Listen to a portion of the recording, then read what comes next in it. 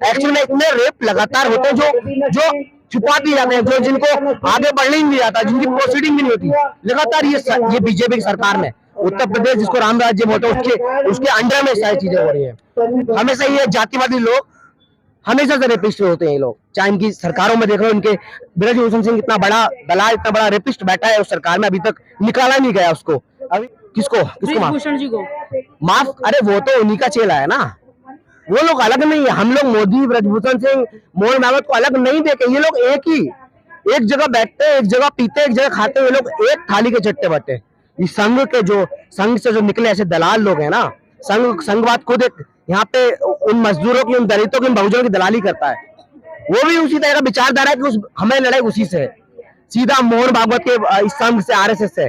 जिस दिन इसको मिटा देंगे, जिस खत्म कर देंगे, उस जातिवाद हम खत्म करके दिखाएंगे। हम बोलते हैं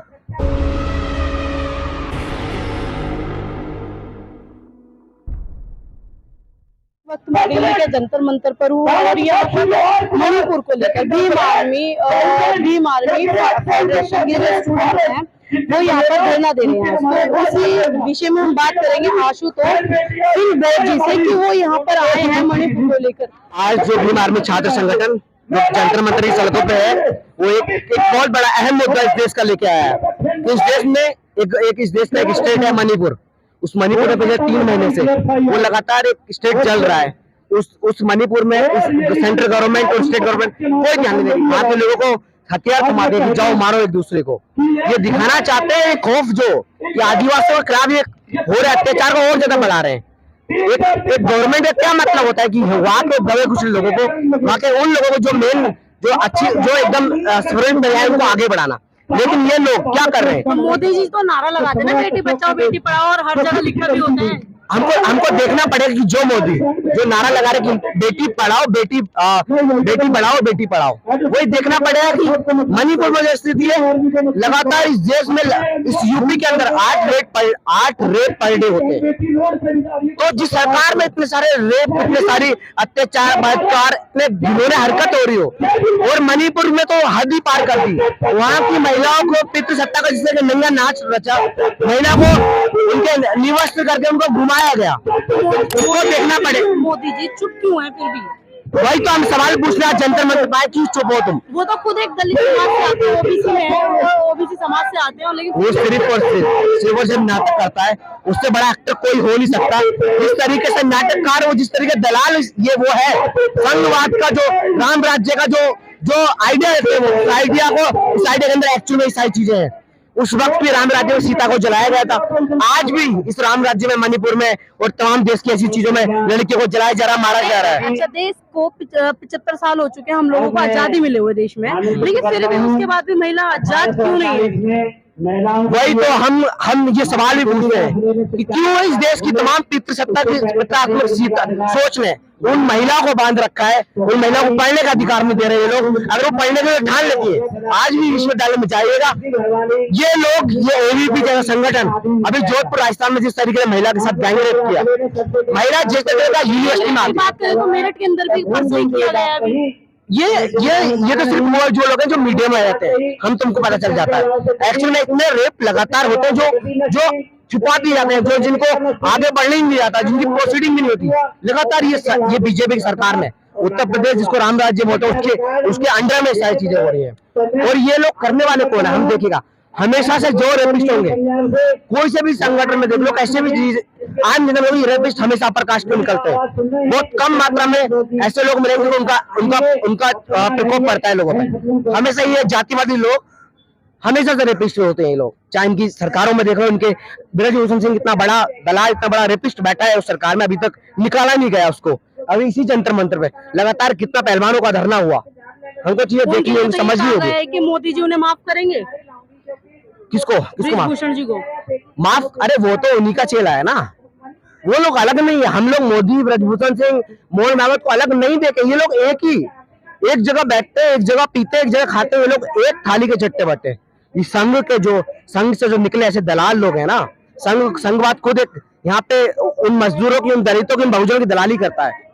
वो भी उसी तरह का विचारधारा है कि हमें लड़ाई उसी से है, सीधा मोहन भागवत के इस संघ से, आरएसएस से। जिस दिन इसको मिटा देंगे, खत्म कर देंगे, उस जातिवाद हम खत्म करके दिखाएंगे। हम बोलते हैं और हम करके दिखाएंगे। तो आरएसएस के अंदर जैसे कि अभी जो मणिपुर के अंदर जिन लड़कों ने उन लड़कियों का बलात्कार किया, वो आरएसएस ने उन्हीं को अपने कहें कि आरएसएस ने भर्ती भी अपने पास ही कर लिया उन लोगों को। देखो हम देखेगा लगातार जिस देश में जब बलात्कार होते हैं ना, जब एक बहुजन एक दलित के साथ होता है, तमाम हिंदू संगठन, तमाम ये आरएसएस संगठन हजारों हैं, कभी एक ट्वीट करके एक मार्च नहीं देखता उनकी मैं। और वहीं जब दूसरी चीज हुई भी नहीं होती तो उनके खिलाफ भी हिंदू मुस्लिम इनके तमाम ऐसे मुद्दे जो बिल्कुल फालतू मुद्दे हैं, उनके लिए ये मारने काटने को तैयार हो जाते हैं। लेकिन हम कैसे मान लें कि हम लोग हिंदू हैं, जो हमारे खिलाफ हो रहे अत्याचार के खिलाफ एक भी शब्द नहीं बोलते। इलाहाबाद हाईकोर्ट जब सच्ची रामायण पेरियार की पे जब बैंड है तो बोलता है कि हमारे खिलाफ हो रहे अत्याचार अगर हम बोलते हैं आपके सामने तो ये कहते नहीं है आपके धर्म के खिलाफ बोल रहे हैं। इसका मतलब कहीं ना कहीं आपके धर्म में खोट है, उसको एक्सेप्ट करना पड़ेगा आपको। और जब तक ये हिंदू धर्म रहेगा जातियां रहेंगी। तो हम जातिवाद के खिलाफ है, आपको लगता है हिंदू धर्म के खिलाफ है, तो हम हैं, मानते हैं, एक्सेप्ट करते हैं और इसको और मजबूती से इस आंदोलन को आगे बढ़ाएंगे। बाबा साहब के संविधान के अंदर महिलाओं को सब तरीके से देखा जाए तो आजादी है और वो पूरी तरीके से आजाद है, फिर भी इस देश में रहने के बाद महिलाएं आजाद है। वो चाहे कहें कि सर्वण समाज के लोगों की महिलाएं हो या दलित समाज के लोगों की महिलाएं हो, लेकिन वो अभी भी आजाद पूरी तरीके से नहीं है। कहीं ना कहीं वो पाखंड के अंदर लगी हुई है। बिल्कुल बिल्कुल, उनको मानसिक तब जिसको मानसिक गुलाम बोलते हैं ये लोग। ये एक बाबा है बागेश्वर धाम बाबा, ऐसे लोग राम रहीम राय, उन्होंने तो खाली प्लॉट भी बताया महिला के बारे में कितनी बेकार सोच रखी कि ये हिंदू धर्म है इनका। रियलिटी तो यही है। देखो मैं बार बार क्यों आ जाता हूँ, क्योंकि बात आज हम उनका एक ही चीज कहा कि जिस तरह के मनुस्मृति में एक महिला को उन्होंने तो मनुस्मृति कहे कि कहीं ना कहीं लागू कर दी है, हम लोग मतलब उस चीज को भी रोक नहीं पा रहे, कोशिश कर रहे हैं, हो चुकी है। देखो ये कोशिश कर रहे हैं, वो हो चुकी है, शुरुआत में हम लोग धीरे मतलब हाँ शुरुआत हो चुकी है। वो बोले लगातार जो घटना देखने मिली वो एक हिंदू राष्ट्र का ही एक एग्जाम्पल है। तो लेकिन हम लोग लगे हुए हैं। देखो ये बिल्कुल इस देश का बहुजन चुप नहीं बैठा है, इस देश का दलित चुप नहीं बैठा है। आप चुप ही बैठे नहीं। संसद भवन के अंदर उन्होंने पूरे तरीके से अपने भगवानों को कहें और सेंगोल को कहें उन्होंने स्थापित कर दिया, फिर भी आप लोग कुछ नहीं बोल पाए। देखो इस देश में वो तो पहले डेमोक्रेटिक भावना को पहले दबा दिया गया है। हम लोग इतना कर रहे हैं कि सड़कों पे आ रहे हैं, उन गाँव में आज भी हम काम कर रहे हैं जिन गाँव में ये लोग नेता लोग नहीं पहुंचते, उन छोटे से गांव में जाकर उन दलितों में और बहुजनों के बीच में चेतना जगा रहे कि साथियों हमारी लड़ाई कुछ और है। हमारी लड़ाई इस पाखंडवाद में जाके नहीं, इस पाखंडवाद से बाहर निकल के संसद में जाके हमारी लड़ाई पूरी होगी। और हम बोलते हैं कि आज भी अगर चीजें ठीक नहीं हुई और हमारे आपसी बात है, हम इतना लड़ रहे हैं, हमको मारा जाएगा, दबाया जाएगा, हमारे पास क्या रास्ता रहेगा? हम जानना चाहते हैं एकमात्र रास्ता रहेगा कि हम लोगों को फिर दलित पेंशन ऐसी चीजें अपनानी पड़ेगी, भीम आर्मी को उस मिलिटेंसी के रूप में आना पड़ेगा। मैं आज ही बोल रहा हूँ। अच्छा एक सवाल है मेरा यहाँ उठ के आता है कि केरल के अंदर साउथ इंडिया के अंदर यानी कि सब जगह कहते हैं कि बाबा साहब सबके मसीहा हैं, उन्होंने संविधान लिख के दिया, लेकिन वही बाबा साहब को जो मसीहा बताते हैं वहाँ के जज हो, अदालतें हो, वहाँ से वो सब लोग बाबा साहब की मूर्तियां तस्वीरें हटा रहे हैं। हमको देखना पड़ेगा केरल और तमिलनाडु को हम बहुत ज्यादा प्रोग्रेसिव प्रगतिशील सरकार बताते हैं। हम लोग बताते हैं कि ये एग्जाम्पल है पूरे देश में कि किस तरह के राज्य चला जाता है। लेकिन हम कैसे मान लें कि वो तो दलितों के खिलाफ है, तो बाबा साहब अम्बेडकर के वहाँ के जज जो कोर्ट में बैठे हैं, जबकि कोर्ट पहले कानून मिनिस्टर रह चुके बाबा साहब, उन्होंने संविधान लिखा है, रिजर्व बैंक ऑफ इंडिया उनके रूपी पे पूरे स्थापित है। और देश की आधी चीजें हिंदू कोर्ट बिल जैसी चीजें जो बाबा साहब ने देन हो, इस देश में एजुकेशन में सबसे बड़ा रोल बाबा साहब ज्योतिराव फुले और सावित्रीबाई फुले का रहा हो, तो आप किस तरीके से उनको दूर करने की बात कर रहे हैं? हम आज ही बोलते हैं कॉन्ट्रडिक्शन तभी शुरू होगा। ये हिम्मत है तो ये लोग बाबा साहब के खिलाफ आकर देखें। ये लोग गांधी को मारते हैं, गांधी को तमाम गाली रखते हैं, अगर बाबा साहब के खिलाफ बोलेंगे उनको पता चले एक्चुअल में चीजें क्या है। उन लोगों का मुखौटा जो लगा रखे हैं ना बाबा साहब का आगे माला चलाते हैं, उनका असली चेहरा सामने हम भी जान पाएंगे कौन असली सच में बाबा साहब के सिद्धांतों पर चलता है, कौन नहीं। अभी आपने 21 जुलाई को जो यहाँ पे महाविशाल धरना आंदोलन किया था चंद्रशेखर की सिक्योरिटी को लेकर, बात अब चंद्रशेखर के ऊपर आती है कि उन्होंने एएसपी समाज पार्टी अपनी बना ली है। वहीं पर देखा जाए तो वो मतलब लोग उन्हें समर्थन कैसे करेंगे, क्योंकि उस दिन हमने रैली के अंदर देखा था कि लोगों की उम्र 15 साल 17 साल 18 साल, तो उस दौर में क्या उनकी पार्टी खड़ी हो पाएगी पूरी तरीके? बिल्कुल, देखो वो लॉन्ग विजन देखना है।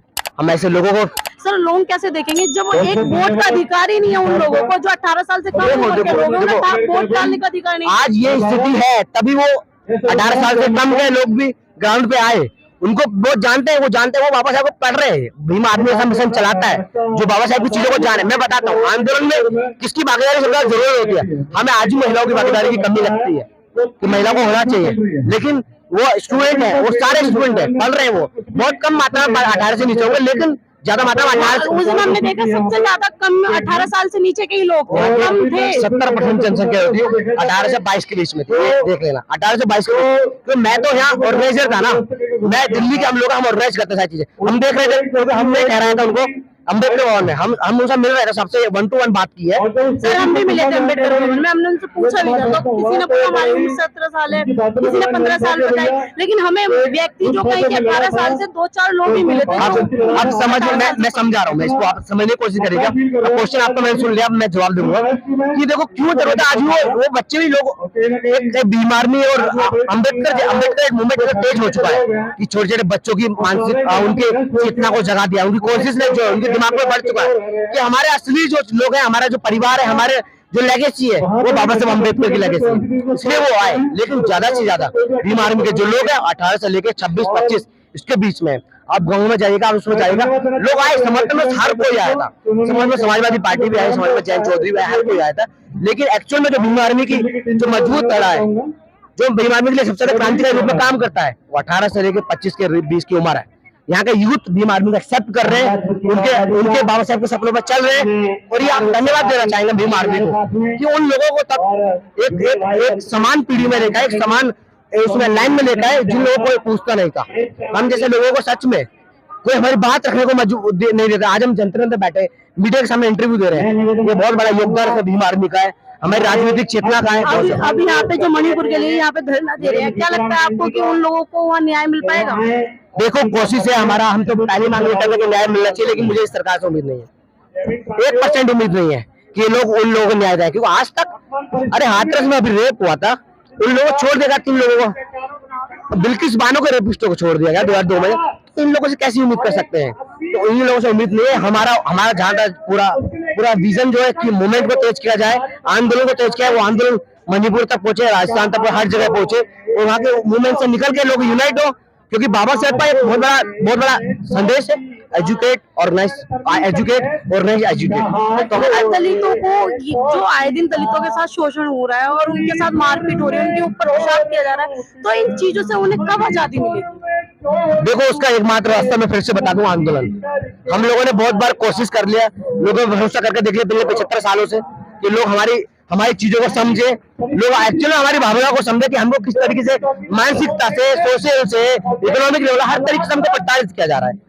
तो हमने बहुत कोशिश करके देख ली, लेकिन अब रास्ता नहीं बचा है। अब एक ही मात्र रास्ता बचा है कि अपना खुद का संगठन, अपना भीम आर्मी ऐसे जैसे संगठन, और हो सके तो आने वाले टाइम संगठन की बात करें, हमारे बहुजन समाज में बहुत सारे ऐसे नए संगठन बन रहे हैं, और हर जगह देखी जाए तो चाहे राजस्थान हो, कहीं भी हो, संगठन बहुत सारे, लेकिन जब बाबा साहब की बात आती है, मिशन एक है, सब चीज मतलब उसी एक ही मंच पे आना चाहिए, मिशन एक है। एकदम समझ रहे आपकी बात। हम तो उन लोगों से भी निवेदन करते हैं कि भाई साथियों, आप लोग आइए, आप लोग को यूनाइट होने की जरूरत है, वरना एक टाइम पे हम जो बिखरे संगठन में रहेंगे तो हम लोग बिखर जाएंगे। हम लोगों को उनको मौका मिलेगा और जरा मारने का, दबाने का। इसलिए आज आइए, अम्बेडकर की विचारधारा के नीचे आइए, किसी पार्टी के नीचे मत आओ, मैं नहीं कहता, लेकिन अम्बेडकर का जो लेगेसी है, बाबा साहब की विचारधारा, उसके नीचे आइए, उसके नीचे आके एक साथ लड़ाई लड़िए, एक साथ मुद्दों के साथ बोलिए, दिल्ली में आइए, पार्लियामेंट को घेरिए, मोदी का PM हाउस को घेरिए, राष्ट्रपति हाउस को घेरिए, जिसको घेरा जा सके उसको घेरिए, और अगर इससे भी काम नहीं चलता तो उठाइए हथियार, सीधा बोलते हैं हम, क्योंकि हम लोग पढ़ भी रहे हैं। इम्पोर्टेंट है पढ़ना, पढ़ो, उसके बाद राजनीति करो। हर किसी दलित, हर किसी बहुजन से मेरा निवेदन है कि पढ़िए, पढ़ के राजनीति करिए, बी एजुकेट, उसके बाद पॉलिटिक्स में आना बहुत जरूरी है, बहुत ज्यादा। और हमको बोलते हैं कि आप राजनीति से दूर रहो, तो बोलूंगा कि अच्छे लोग अगर राजनीति में नहीं आएंगे ना, तो मोदी जैसे दलाल लोग राजनीति में आ जाएंगे, फिर हम पे इस तरीके अत्याचार करना चालू रखेंगे। आपको क्या लगता है कि 2024 में आप लोगों की पार्टी आ पाएगी ASP?